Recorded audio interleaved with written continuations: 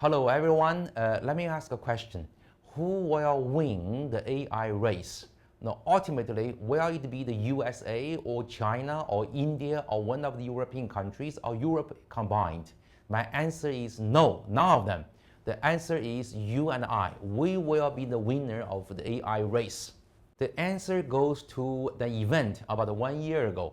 That is, a Chinese company called DeepSeek announced that it has been able to train a large language model at the cost of just over $5 million US.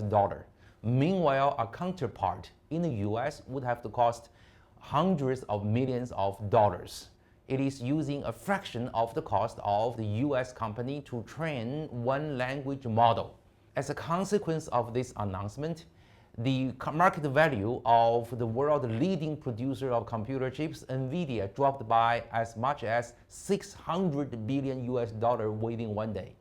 The most important part of this news is not the price. It is that the DeepSeek is a company which is based on open source program. That is, all programs are available to any developers in the world. So for you and I today, you can build your own AI model by only spending $50 US, a price of your expensive dinner, rather than $40,000 2 years ago. So what's the implication for the whole world? The implication is very simple. The price of AI is now greatly reduced. That is, everybody can use AI. Therefore, in today's Southeast Asian market, DeepSeek has the fastest penetration rate than any other AI models. In Africa, the penetration rate of DeepSeek is 2 to 4 times as high as any other large language models. In China, the market share of DeepSeek is 98% of the whole market. In India, because of the low price of AI, as many as 300 million times each day, people make requests for the needs of translation. This translation is important for them to buy goods, to go to doctors, to go to schools, to communicate with their colleagues from other regions and other countries. So this has already become a necessary part of their daily life. This is more important than credit cards and than other usage of financial services. This is truly the most important area of application of AI in our everyday life. Last year, a very counterintuitive development is that the big company Meta in the US made a request to buy a Chinese company, AI company called Manus, M-A-N-U-S. Also in 2005, 60% of all the startup companies doing AI models are based on Chinese open source language models. So now a very natural question is whether the policy of restricting export of US computer chips to China are effective. The answer is quite different from what you think. Indeed, the restriction is for real. Many Chinese AI companies are facing the constraint of the speed of training their models because the most sophisticated models from the US, the H100, H200, and Blackwell are prohibited from exporting to China.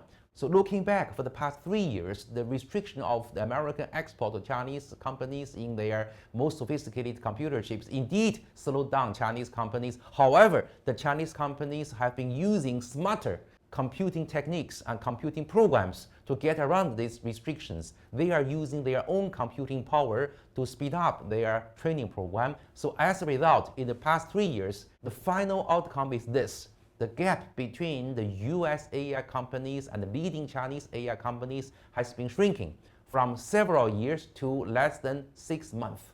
Therefore, as a result, the US government has announced it's lifting its restriction of H200 computer chips to China. However, for every piece of export of H200, the US will levy a tax of 25%.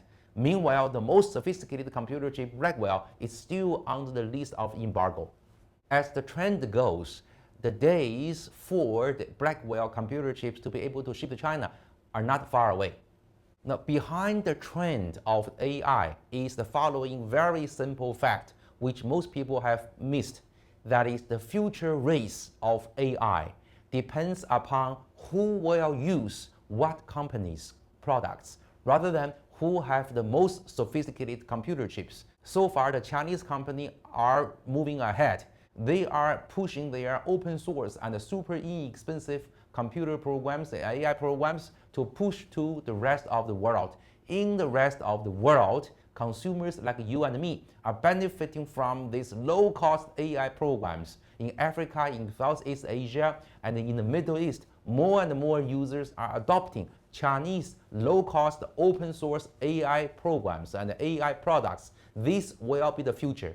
So that my prediction is, looking ahead, the US government and US companies, they are waking up to the reality. They will change their policy from closed-door policy in restricting their export of computer technology, computer chips to China, to opening up the policy to embrace open source and open competition in the rest of the world. Otherwise, they are losing a huge market of the world to China. So the bottom line is, you and I, as users of AI, will be the winner. We will win the game. We will have access to better and less expensive AI services down the road.